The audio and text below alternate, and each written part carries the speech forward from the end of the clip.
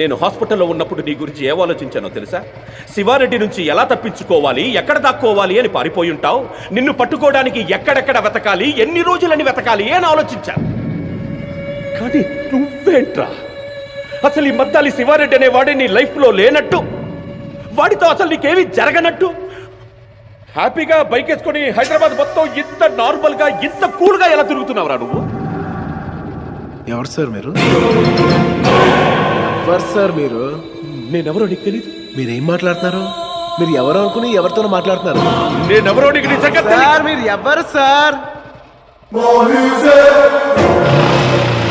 ఈ విషయం నేను ఎట్టకారంగా చెప్పట్లేదు, సీరియస్గానే చెప్తున్నాను. జరిగిన విషయం నేను మర్చిపోయాను.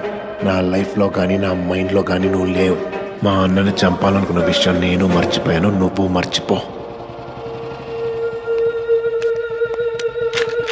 ఈ విషయం మీ ఇంటికి వచ్చి మీ నాన్నగారు చెప్పానే, నీకు చెప్పలేదా?